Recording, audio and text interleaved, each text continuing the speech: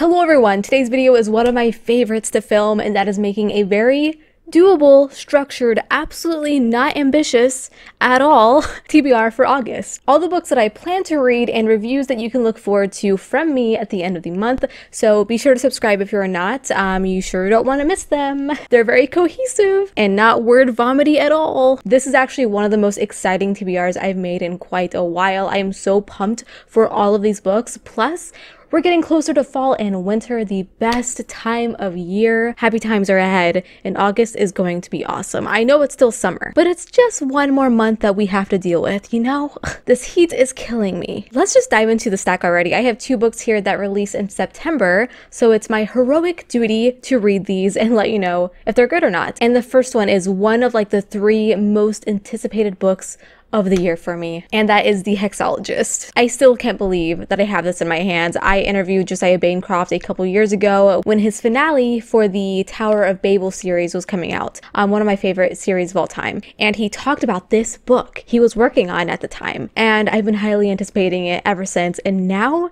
it's here in physical form. I wish he was still on social media so I could tell him how excited I am for it.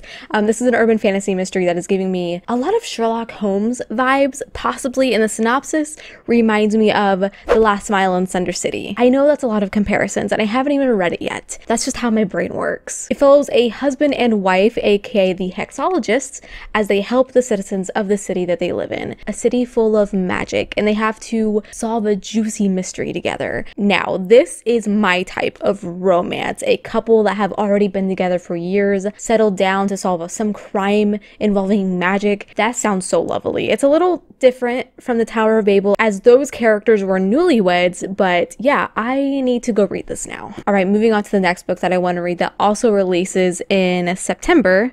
Right? Yes, September 23rd is Godkiller. The US edition. I believe the UK edition has been out. It's finally our turn to read this book. I am so excited about this one, and I hope it lives up to the hype that I have built up in my head. It's an adult epic fantasy, and it's funny. When you think epic fantasy, you think of some like thick tome that's like 500 plus pages, but this one is on the shorter side. Hold on, let me double check. This is an arc, so I feel like arcs can be shorter than the finished copy. How long is this arc? Oh, it's under 300 pages.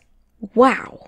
Wow. That's honestly a welcome change. That just tells me it's like crammed with goodness and not filler. Sometimes you read a thick ass book and it's like 600 pages and like maybe 200 pages of that was even worth reading. You're not going to find that problem here. Hopefully, we'll see. So this follows a group of unlikely characters who have to band together for a mission or a quest. I love journey type books like The Lord of the Rings, and that's what this sounds like. Plus, I have heard it has great representation. One of the characters is queer and disabled, who I think is the God Killer. And then we have a second character who's a former knight, and a third character who is a child who is connected to a god, and they are all together to journey to the city of gods. That's all I know. It sounds so freaking cool. I am also going to read Masters of Death. Honestly, this sounds like a great read for October, but I'm so curious about it now that I can't wait until then to read it, so I'm diving into it now. It wasn't even on my radar at all until I got it in the mail from Tor.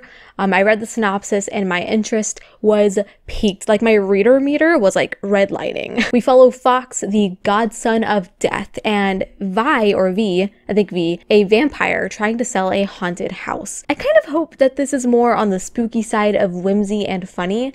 I love a good horror book, but with the concept of a ghostly realtor, there's gotta be like humor thrown in. This is a standalone, which bodes well for me as someone who is in the middle of hundreds of fantasy series. I hope this one works out for me, though. There will be romance, but I've heard it is written in a way that even if it's not your preferred genre, it can be enjoyed. We'll see. Speaking of fantasy series, I'm finally going to continue The Covenant of Steel by reading The Martyr. This is book 2 to The Pariah, which I read a couple years ago and I really loved it. The third one, the finale, just came out, so I want to continue the story so I can finally finish it off, see how it ends. Now, I'm unsure if I'll get to that third book this month. We'll see if I can squeeze it in, but I'm doubtful. That might be a September read. So here we follow the story of Alwyn Scribe, who's telling us the tale of how he becomes this figure of note. Throughout the first book, great deeds and stories of him and his companions are kind of hinted at, but we don't really ever see any of the super major ones in that book. So I always thought that the Pariah was a big setup so that book 2 and 3 could like thrive. So I'm really looking forward to seeing if that is the case. Like I said, I love the Pariah. I do love a good world building setup, and now we should really see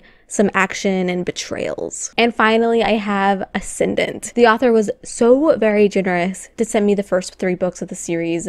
So here I am returning the favor. I'm really excited to read these. Well, the first book at least, because they are promoted as like a classic epic fantasy, kind of cloaked as Aragon, but with a more modern style. And I can't help but be pumped about the interesting duo we follow.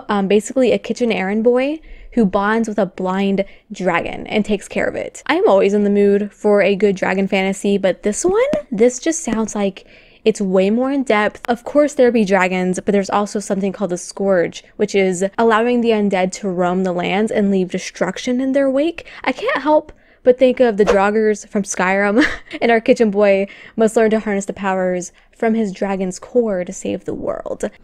This has like perfect favorite potential. And I know I shouldn't get my hopes up, but I can't help it. My hopes are like in space at this point. That's how excited I am. I think this is going to be a good one because most indie fantasy does not disappoint me. They're like amazing 90% of the time. Oh shoot, I forgot one. Oh my goodness, I am not doing my job correctly. Thornhedge. I've talked about this one quite a few times already, but this is a Sleeping Beauty retelling with a twist where we're following a fairy who's trying to protect the world from the horror that is sleeping. Oh, did I say horror? From the horror that is sleeping. Horror. The horror of that is Sleeping Beauty. It's a really short one. I feel like I can read this in a day, so I'm adding it to my TBR. Okay. That's it. So for now, that is all I have to show you guys today. That's a decent stack of books I feel like I can get through this month. It leaves me a little wiggle room to add extras. I do have a couple in mind that I'd love to get to, but you'll have to wait for my August wrap up to see them. I have to keep some things a surprise, you know? Thank you all so much for watching. Like, comment, subscribe. I really appreciate it. And until we meet again, happy reading.